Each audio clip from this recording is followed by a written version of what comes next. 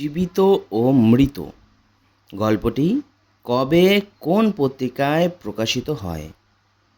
অপশানগুলি হলো 1240 বঙ্গাব্দে নবপর্যায়ের বঙ্গদর্শনে, 1238 বঙ্গাব্দে ভারতী পত্রিকায়, 1299 বঙ্গাব্দে সাধনা পত্রিকায়। সঠিক উত্তর 1299 বঙ্গাব্দের সাধনা পত্রিকায়। জীবিত ও মৃত গল্পটি কোন মাসে প্রকাশিত হয়? অপশানগুলি হলো আষাঢ় মাসে, শ্রাবণ মাসে, ভাদ্র মাসে। সঠিক উত্তর শ্রাবণ মাসে। লোকালয়ের বাঁশ ঝাড় থেকে কিসের শব্দ শোনা গেল? অপশানগুলি হলো কুকুরের, হাঁসের, দুটো একটা পাখির ডাক। সঠিক উত্তর দুটো একটা পাখির ডাক। স্ত্রীলোক কি সহ্য করতে পারে না? অপশানগুলি হলো কবিত্ব, রহস্য, পাণ্ডিত্য। সঠিক উত্তর রহস্য। বর্ষা নিশীথে সুপ্ত বিধাতাকে জাগ্রত করিয়া কাদম্বিনী কি বলেছিল? অপশানগুলি হলো ওগো আমি তবে কোথায় যাইব, আমি কোথায় যাইব, কোথায় যাইব বলে দাও। সঠিক উত্তর ওগো আমি তবে কোথায় যাইব। সিঁড়ি বাহিয়া কাদম্বিনী কোথায় গেল? অপশানগুলি হলো ঘরে, অন্তঃপুরের পুষ্করিণীর জলে, বাগানে। সঠিক উত্তর অন্তঃপুরের পুষ্করিণীর জলে। 5 মিনিটকে কতক্ষণ মনে হচ্ছিল শ্মশানে? অপশানগুলি হলো 1 ঘন্টা, 2 ঘন্টা, 3 ঘন্টা। সঠিক উত্তর 1 ঘন্টা। যোগমায়ার বাড়ি কোথায়? অপশানগুলি হলো নিশ্চিন্দাপুরে, ফুলবেড়েতে, রানীহাটে। সঠিক উত্তর নিশ্চিন্দাপুরে। অনিশ্চিতকে নিয়ে কি করা যায় না? অপশানগুলি হলো কবিত্ব, ঘরকন্না, বীরত্ব। সঠিক উত্তর ঘরকন্না। কাকিমা জল দে বলেছিল? অপশানগুলি হলো খোকা, যোগমায়া, সারদা শঙ্কর। সঠিক উত্তর খোকা। জীবিত ও মৃত গল্পটির উৎস জানতে পারা যায়? অপশানগুলি হলো মৈত্রী দেবী ও সীতা দেবীর কথায়, মৈত্রেয়ী দেবী ও সীতা দেবীর কথায়, রমা দেবী ও সীতা দেবীর কথায়। সঠিক উত্তর মৈত্রেয়ী দেবী ও সীতা দেবীর কথায়।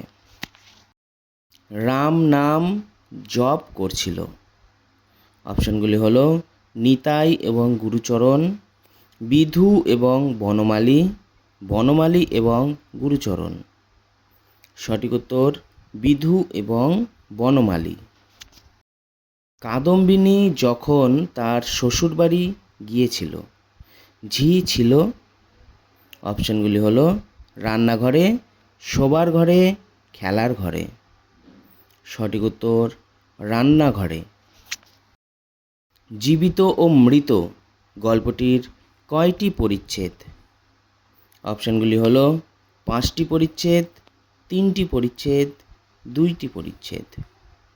সঠিক উত্তর 5টি পরিচ্ছেদ। কাদম্বিনীর অকস্মাৎ মৃত্যু হলো? অপশানগুলি হলো আষাঢ়ের রাতে, শ্রাবণের রাতে, আশ্বিনের রাতে। সঠিক উত্তর শ্রাবণের রাতে। আমি চট করিয়া এক দৌড়ে সমস্ত সংগ্রহ করিয়া আনিতে পারি কে বলেছে? অপশানগুলি হলো বনমালী, গুরুচরণ, বিধু। সঠিক উত্তর বনমালী। 2 সঙ্গীকে লণ্ঠন হাতে ফিরে আসছে দেখল।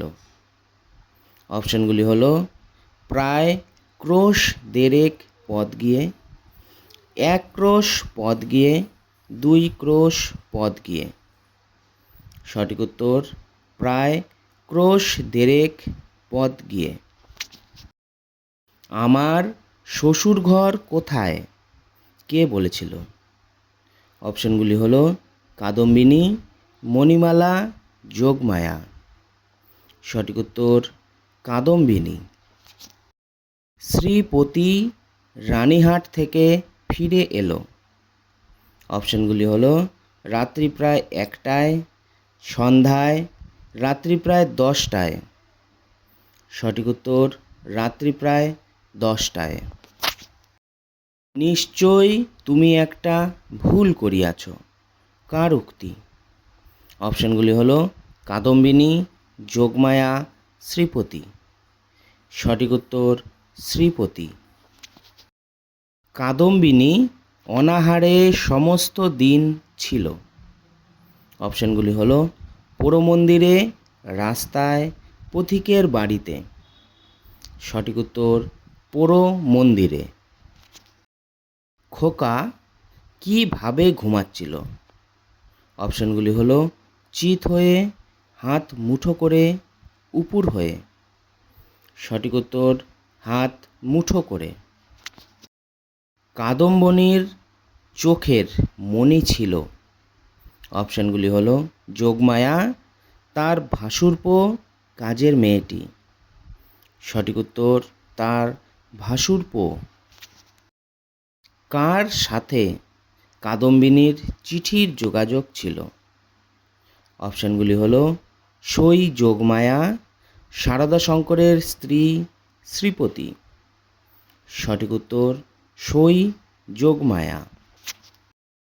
কুটিরের দ্বারের কাছে খানিকটা কাদা জমিয়াছিল, তাহাতে পদচিহ্ন ছিল। অপশানগুলি হলো স্ত্রীলোকের, শৃগালের, কুকুরের। সঠিক উত্তর স্ত্রীলোকের।